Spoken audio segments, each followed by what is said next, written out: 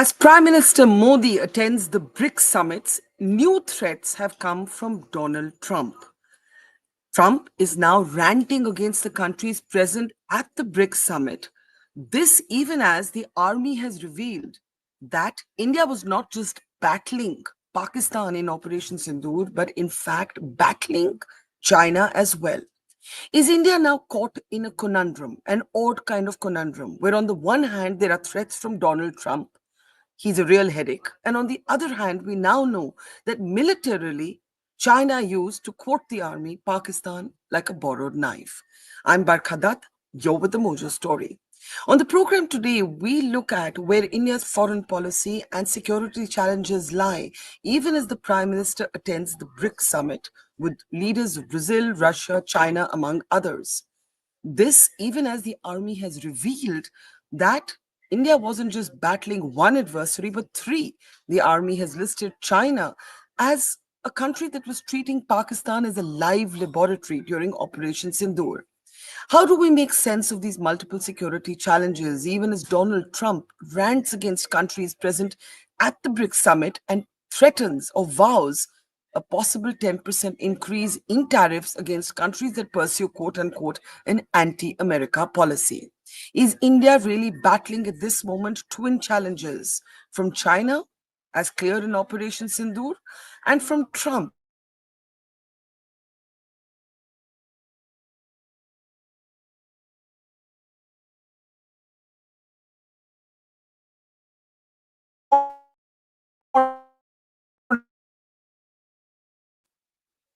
Let me introduce our guest today as we look at the different ramifications of this situation. Happy Moon Jacobs, strategic affairs analyst, is with us. We're also joined by veteran diplomat Ambassador Sinha, and also joining us is military analyst and military veteran General Dhruv Katoj. Welcome everybody to the program. I'll start with you, Ambassador Sinha. How do we make sense of the fact that despite the army revealing that China used Pakistan like a borrowed knife, here we are at the BRICS summit, and on the other hand, you have Trump vowing to take action against countries that he doesn't specify India, but he's ranting against the BRICS summit. And some might wonder, why are we at the BRICS summit, given the revelations that have been made about China's role in Operation Sindoor? Ambassador Sinha. Right about our presence over there, but at least one person in this world is taking this BRICS summit seriously, and that is President Trump, because Putin has said it is not fit to go. Xi Jinping has said it's not worth traveling all the way across to Rio de Janeiro for this. He has sent his prime minister.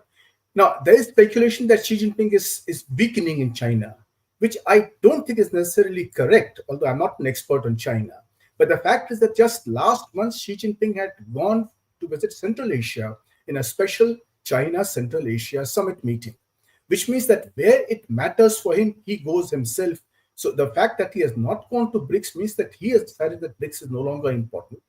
Some couple of years ago or some time back, it had certain amount of importance. But now China no longer sees BRICS as a forum through which it can promote its global hegemony. But that is precisely what China wants to do. China initially thought of joining BRICS with India when we wanted a multipolar world, when we wanted to counter the US-led international order. And India was very keen on doing that, and we have spent our entire careers trying to counter the US-led international order. But now we realize that what is likely to replace a US-led international order will be a China-led international order, which will be infinitely much worse for India because of our security concerns with China. And these security concerns with China are not new. They have always been there, but this last war that we had with Pakistan has brought that to the fore. We had to back out of one particular declaration on the SCO, the Shanghai Cooperation Organization, and now in BRICS we have this jumbo declaration. Well, we've gone there, but I don't think anybody takes it seriously except Trump. Well, let me ask you, you believe that India's presence at BRICS is almost cosmetic. Do you believe that given the revelations made by the army about China's role, India should have opted out, Ambassador Sinha? I think we should have, because the fact that the other two major members with whom we founded BRICS, we were the original founders of BRICS along with Brazil. And Brazil also doesn't attach much importance to India now. Its trade with China is much bigger than its trade with India. Uh, uh, Mr. Lula had visited China recently. Xi Jinping had visited uh, Brazil. So their relationship is much stronger, and we are kind of left out from this. And in the declaration, as when we go into it, there are certain issues on which I take exception. We can go into that later.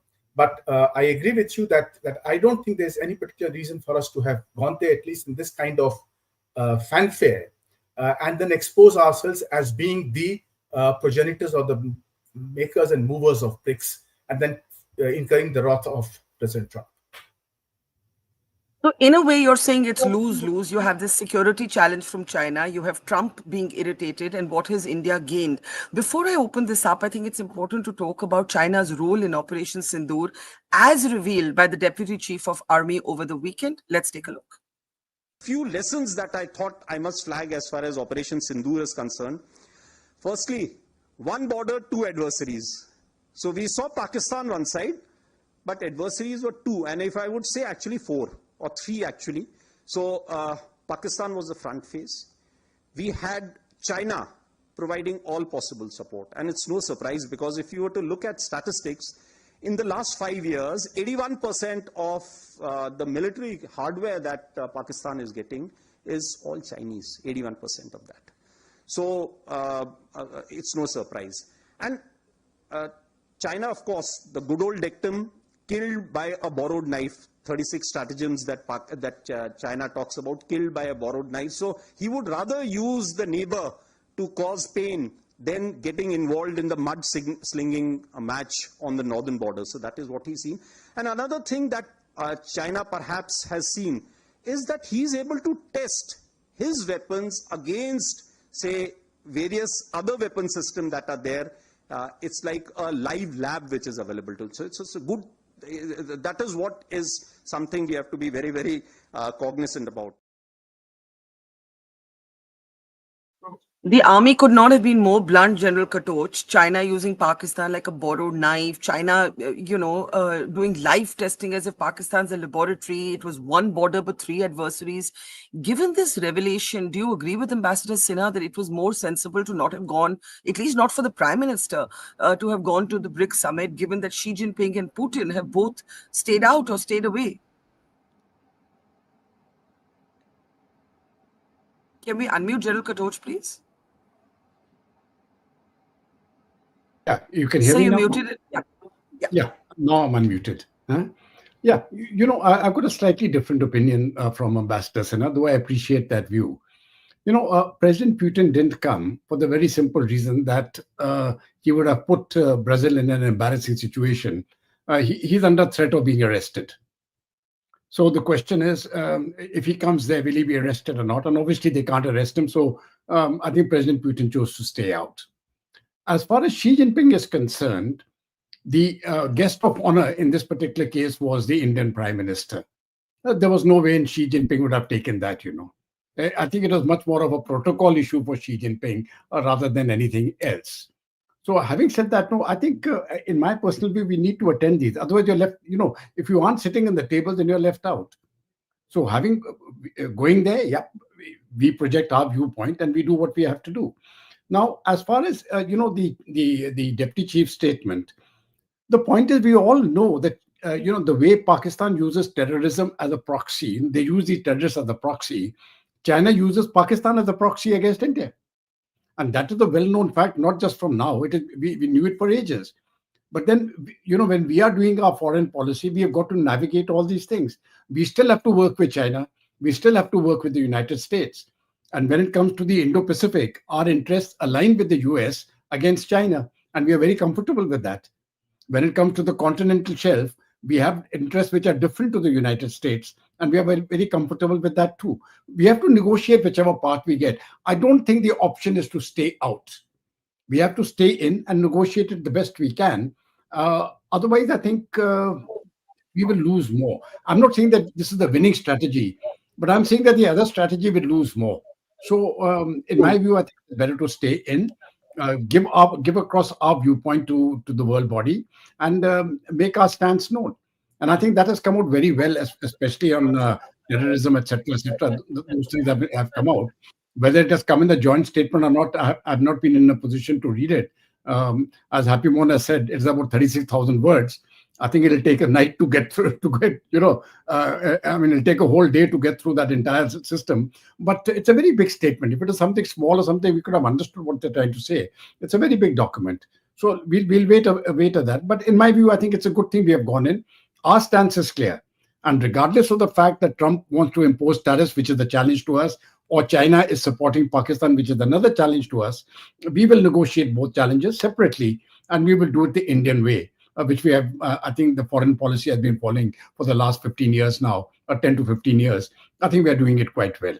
One of the strong points of India is, in the last decade, is really our foreign policy, which I think, in my personal view, we have never had it so good as we are having it now. Barka. Let me bring in Dr. Happymon Jacob, two very differing perspectives there on the value of BRICS, on whether it is worth it to go to a forum which has China as a key component at a time when the army has gone on record, Professor Happymon Jacob, to say that India was militarily basically taking on China, not just Pakistan. And we know now that China is trying to, also create an anti-Rafale campaign after Operation Sindoor. We have that information. We have an irritated American president. General Katot says, stay in the tent, negotiate. Ambassador Sinha says, stay away. What have you gained? You've just irritated Trump, with whom you already have a prickly equation. What do you say? I think the reality is that the BRICS is expanding into irrelevance in some ways. This is now a rhetorical platform more than anything else. It's about 16,000 words, the final declaration. I have not been able to read the entire thing because it's 16,000 words. It's too long. It talks about everything under the sun. It speaks like a quasi-United Nations General Assembly. I don't think this is going to have much of an impact at the end of the day. Having said that, I think it is important to be part of several of these organizations and platforms and institutions, be it the BRICS, be it the SCO, be it many other forums that are probably not going to make much of a difference at the end of the day. The world is changing. The post-war international order is crumbling. We don't know what awaits us at the end of the Trump's second term. So I think it is important to sort of be part of various conversations, engage them, hedge them, cultivate them. Whatever strategy works, that has to be used, I think, at the end of the day. I think we don't have much of a choice but to navigate and sort of court these contradictions in the international system. China is clearly working against our interests, along with Pakistan, in that as was witnessed in Operation Sindoor. But the reality is that you go to talk to China on various other issues. China is one of India's biggest trading partners. There's no way you can avoid talking to the Chinese. The Americans are not really being very helpful at this point of time. That doesn't mean we can sort of stop talking to the Americans in the Indo-Pacific or the others. Remember, we have gone into this BRICS summit after the Quad Foreign Ministers meeting, and so it is not as if we can afford to choose one side of the aisle in the sort of global balance of power or contradictions, as it were, and sort of choose that and sit there comfortably. I think that age is that this is not the age for that in any case. But I think on the China question, my sort of argument is that it simply shows that you go to fight your own battles at the end of the day. The Americans or the BRICS or the SCO, none of these guys are going to come to help you when you are in trouble. I think as a country of 1.4 billion people, we got to sort of understand that and sort of put our systems in order to take on us and when there is a challenge, rather than depending on the Quad or the Americans or somebody else to come to our aid. I think security is going to be our own. Has to be our own responsibility. Now, what's interesting is General Katot says that there is an Indian way of foreign policy, and foreign policy is in a good place. Many others would believe that what the period of Operation Sindoor has shown us is that China is not just being a patron state to Pakistan, it is in fact, as the deputy army chiefs, deputy chief of army said, was monitoring and providing live inputs to Pakistan, which is a very big allegation to make. On the other hand, you have a non-cooperative America. How should India navigate this minefield? Let's come back to that right after playing this statement from Donald Trump. Trade letters that you're sending out on Monday, Secretary Besant said that it would be a 3-week extension and that rates could go back up to the April 2nd level on August 1st. Is that what we should... We're going to be sending letters out on Monday having to do with the trade deals. It could be 12, maybe 15. You know, Secretary of Commerce right here. And I guess, Howard, I would say it could be maybe as many as 15 or so. And they'll be going out on Monday, and some will go out on Tuesday and Wednesday, and and we've made deals also. So we're going to have a combination of letters, and some deals have been made. So let me come to the foreign policy challenge of the time. Professor Hakimon Jacob, I'll start with you this time in reverse, right? So look at this situation where your deputy chief of army staff, look at the things he's saying. He's saying the battle was fought on one border with 3 adversaries. The third he names is Turkey. He says China used Pakistan like a live laboratory, and there were live inputs being provided to China while this exchange, military escalation or military conflict was taking place with Pakistan. He specifically says China helped Pakistan with live inputs, right? Now, given this, do we need to recalibrate SCO, BRICS? Do we need to start seeing China as a biggest adversary, notwithstanding how much Trump has irritated us? You know, Barka, one quick word about what Donald Trump just said, in that clip. I think someone has to tell President Trump that the conversations taking place in forums such as BRICS about cross-border payment mechanisms or BRICS-wide payment mechanisms, they're just conversations. If you read the latest document, it basically says that there will be discussions about some kind of a payment mechanism among BRIC countries. So someone has to tell Donald Trump, these are just discussions. These are not going to be anything that will result in the creation of a payment mechanism at the end of the day. I think that's point number 1. Point number 2, insofar as China helping Pakistan. I mean, I think this has been known for a very long time that China has been assisting, abetting, and aiding the Pakistani military forces to corner India in South Asia. The missile program of Pakistan, the nuclear program of Pakistan have always been assisted robustly by the Chinese. So I don't think this has come to us as a breaking story in any sense of the term. I think if we are only waking up to it, I think that's our problem. I don't think we are waking up to it only now. Now the reality is that this has been happening for a very long time. So we don't expect China to do anything other than helping Pakistan in sort of keeping India focused on Pakistan in South Asia. That's a reality. So I think Indian foreign policy has moved on from its sort of continental mindset and moved on to the Indo-Pacific. We are also now looking at conversations with Quad partners, be it the Koreans or the Australians or the Americans, others. I don't think we should look at the state or the health of the India-United States relationship only through the Trump prism. I think that's a mistake. The American establishment understands and certainly realizes the importance of India as a strategic partner. And I think there is a realization that once Trump moves on, things will get back to somewhat of a normal, if not exactly the same as it was a year ago. So I think mistaking the Trump phenomenon as a sort of barometer for the state of the Indo-US relations would be a big mistake, in my opinion. The Americans are still important as far as India's strategic positioning in the Indo-Pacific is concerned. That will continue even after Trump. Let me bring in Ambassador Sinha at this point.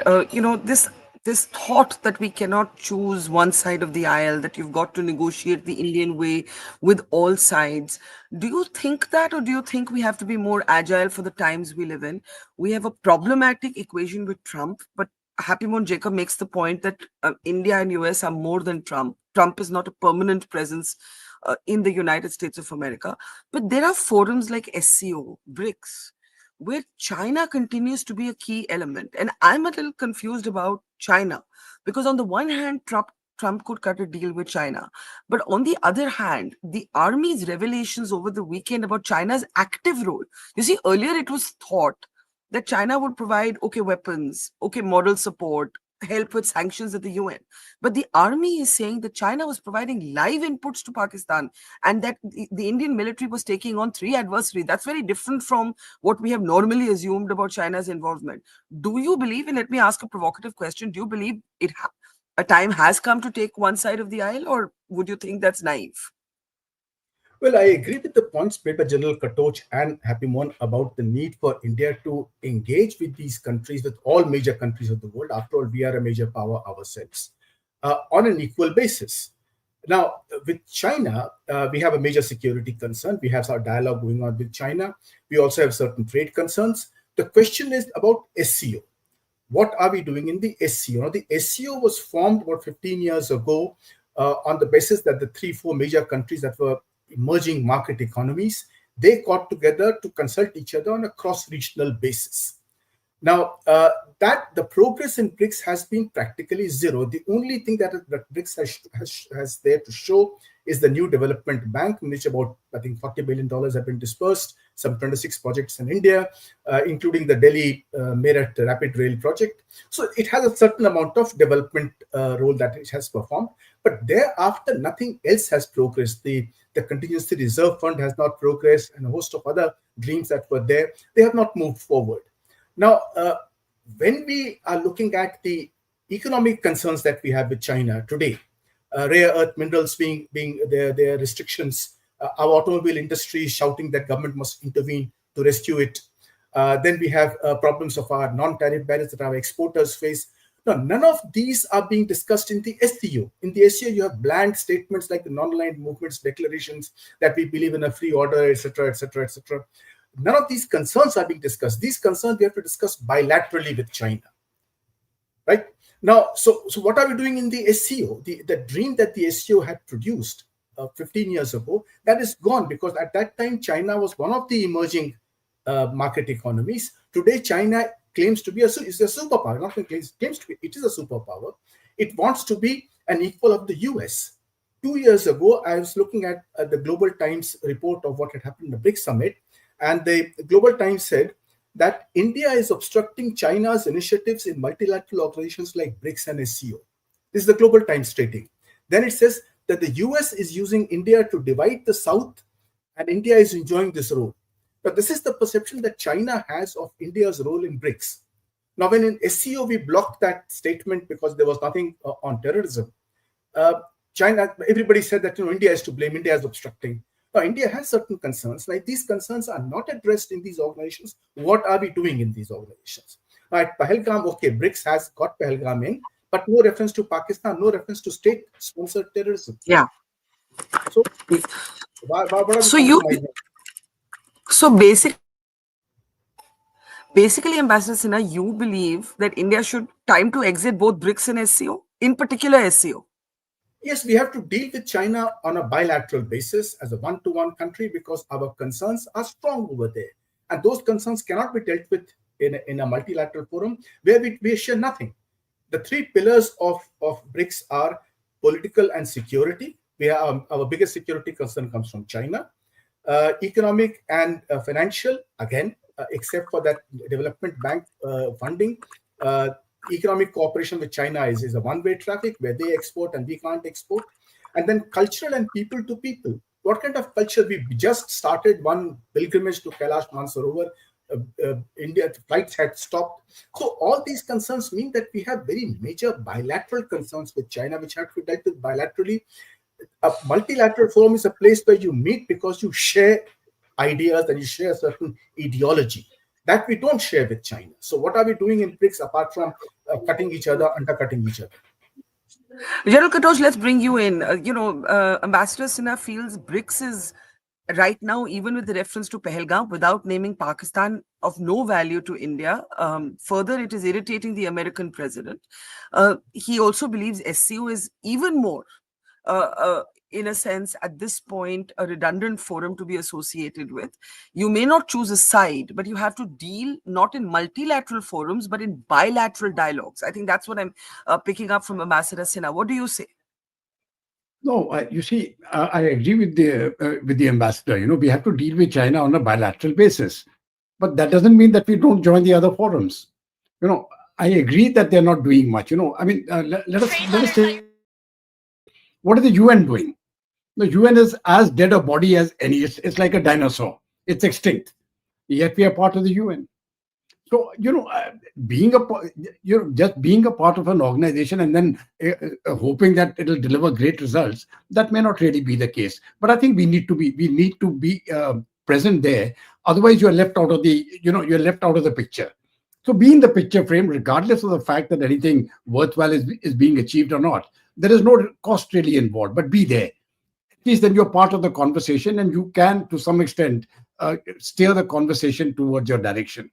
With respect to China, China will China will continue to keep India down. That will be their aim. They don't want a competitor, a peer competitor. And if China wishes to be the number one in the world, it first has to be the number one in Asia. And it cannot be the number one in Asia when India is there. That is their problem. So they don't want India to rise, and they will do everything in their power. So from our side, I think we've got to get our own act in order. Like in your previous shows, I have mentioned the two critical things: keep on with your economy, keep on with your military. Those two are vital parameters. If you don't have a strong economy and a strong military, then people are going to bully you. So we have now reached the stage by which people can't bully us anymore. We are in a position to stand independently. So Americans will try to put pressure because they have their interest. The Chinese will try to put pressure because they have their interest. But now we are telling them, listen, we have our own interests and it doesn't really matter what you do. We will do what is in India's interest. That is the change which the foreign policy has taken place over the last decade. And I think that's a very vital change because now, regardless of, I mean, just imagine we bought Russian oil after during the Russia-Ukraine war. We were buying the Russian oil, and nobody could stop us from doing so. Whereas earlier, we were seriously constrained. Now, slowly and steadily, those constraints are being removed. It's not a perfect world. We have to navigate in very, very difficult waters, and our diplomacy is good enough to do it. We've got now a political establishment and our diplomacy aligned, and I think they're doing it quite well. I personally am very satisfied with the way things are going, regardless of the fact that I agree totally with that with the ambassador and with Dr. Happyman Jacob that BRICS is not going to achieve much, and neither is the SCO. But that doesn't mean we don't be there. If you aren't there, then you're not in the picture. Be there. Let's do the best we can in those circumstances and take it from there. That's my view. Sure. Let me give a quick last word, a closing comment to Dr. Happyman Jacob. On the one hand, we've had Donald Trump with the Munir meeting that very little is known about. We know that Asim Munir spent a few days in DC, was given access to Pentagon, CENTCOM, all the rest of it, meets Trump in a closed door meeting, maybe linked to Iran, maybe something else. On the other hand, you have China. General Katot says UN is also redundant, but we're there. You can't walk out of forums. You can't, Ambassador Sinha has ki ho gaya abhi chodo. But General Katot says there are many redundant forums. You remain part of it. How do you see the twin security challenges for India at this point? A recalcitrant Trump and an adversarial China. Barka, I think there is a time for substance. There's a time for, symbols. As far as the BRICS or the SCO are concerned, clearly these are of symbolic value. They create more rhetoric rather than anything that is substantive at the end of the day. To that extent, I totally agree with the Ambassador Sinha that we must engage China on a substantive level, one-on-one. Absolutely, yes. But I think if we come out of SCO or BRICS for that matter, you're not really being part of a neighborhood organization that is going to discuss certain things, even if that is of no substantive value. This is a certain symbolic value. Number one, once you come out of these organizations, then these countries will discuss India in perhaps in sort of worse circumstances. They will sort of talk about India behind India's back when India is not there. I think that's probably not going to be a great thing for us. And thirdly, I think if you look at some of the conversations happening in BRICS or SCO, they of course talk about a lot of issues, including the questions on climate change, global governance. In fact, if you look at the BRICS statement, it talks about WTO, WHO, the Russia-Ukraine war. It talks about terrorism. I think some of these conversations have the potential for agenda setting in other global forums today or tomorrow. So we don't know what's going to be the nature of the global order going forward, say 5 years, 10 years from now. So some of these conversations could potentially feed into the larger substantive conversations. I'll end with one statement, Baraka, which is, I don't think we should give more value to these institutions or forums than it possesses. I think we must be clear-headed, and there must be a certain reality check that insofar as the rhetoric that is produced by these organizations do not harm the symbolic value that we can get out of these organizations, we should be part of it. I'm fine with the rhetoric insofar as that doesn't harm my substantive interests. So I think at the moment, the rhetoric that is produced by these organizations do not seem to harm my substantive interests, even though President Trump thinks otherwise. And I think he probably has not grasped the rhetorical value of the organization. He takes it too literally, I suppose. All right, we leave it there. We should know more as Trump reveals details of his tariffs. How much his back channel negotiations with the Trump administration worked for India. What impact might that have? A lot of questions, a lot of balls up in the air. All you can do is try and juggle as many of those balls and catch as many of those balls as you can on your side of the court. Leaving it there, Ambassador Sinha, General Katoch, Dr. Happy Moon Jacob, always a pleasure. Thank you. And to our audience, thank you and see you soon. It's great to see you here. Thank you for watching our work. If you haven't subscribed yet, don't forget to click the bell icon and subscribe to Mojo Story and support independent, robust journalism.